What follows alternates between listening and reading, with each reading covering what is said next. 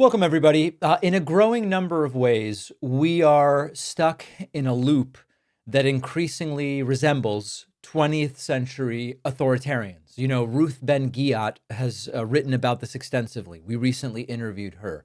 There are policy ways in which the current Trump administration mirrors 20th century authoritarians. And there are also optics ways in which we see that. And here we go again. Donald Trump has ordered a 4-mile long military parade, and I wish I were joking, on his 79th birthday.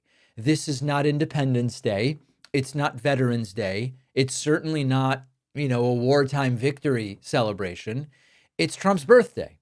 And on that day, not necessarily for, but on that day, he wants tanks and fighter jets and soldiers marching past in what sounds like something out of North Korea or a bad 20th century flashback to authoritarians around the world.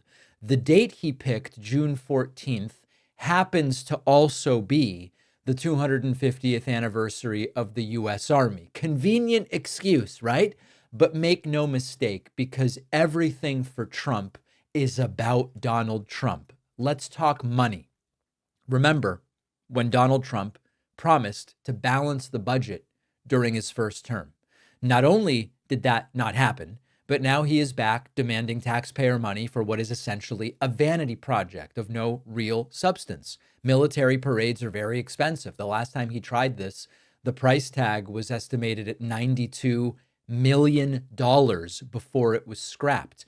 You might wonder, how is it so expensive? It turns out that mobilizing all of this military equipment, including preparing the road surfaces on which the road-based elements will move, as well as gasoline and fuel of different kinds, it's all insanely expensive. And the eventual sort of pared down salute to America back in 2019 cost twice as much as a typical 4th of July celebration. And that didn't even include tanks tearing up the DC streets and the cost to repair those streets. Now, in the background of all this, we have the question about its legality, which I will get to in a moment.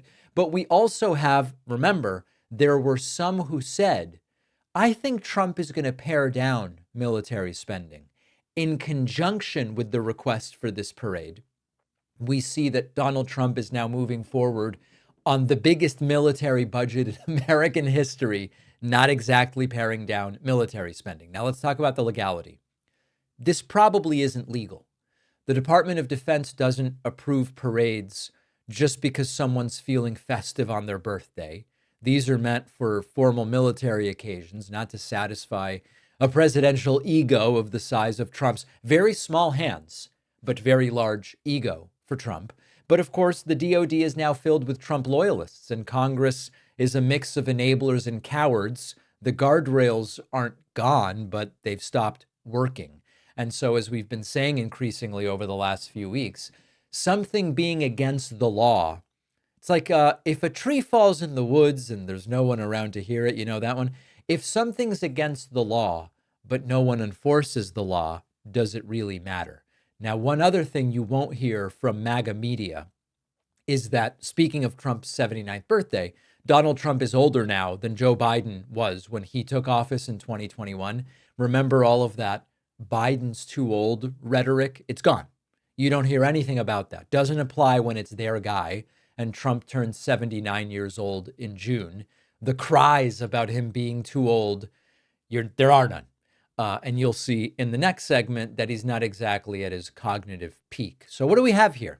If we step back, we have a wannabe authoritarian strongman president, older than Biden, who was too old, demanding a military spectacle on his birthday using your money, while the institutions that were built to stop this kind of thing just kind of shrug. And meanwhile, Trump's tariff scheme, which is of course meant to also portray strength, is just screwing everyday Americans to the point that even Fox News can no longer deny it. We'll talk about that later as well. The parade is sort of like a Kim Jong-un costume party with worse choreography and more flags. And there's also a geopolitical angle. While Trump is out here staging military parades for himself, China is quietly expanding its influence in Africa, in Latin America, in Southeast Asia, through trade deals, diplomacy, infrastructure investments. It used to be the United States that would lead with soft power. And now we lead, if Trump gets his way, with tank treads rolling down Pennsylvania Avenue to celebrate a guy who spends more time golfing and trothing than governing.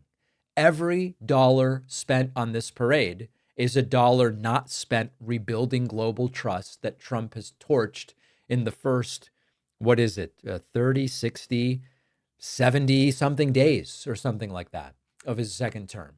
Actual veterans groups don't want this. Most of them see these parades as performative and wasteful. What they do want is better VA funding, which Trump is decimating through DOGE, easier access to care, which won't happen if you eliminate 83,000 positions at the VA, mental health resources, but Trump's not doing it.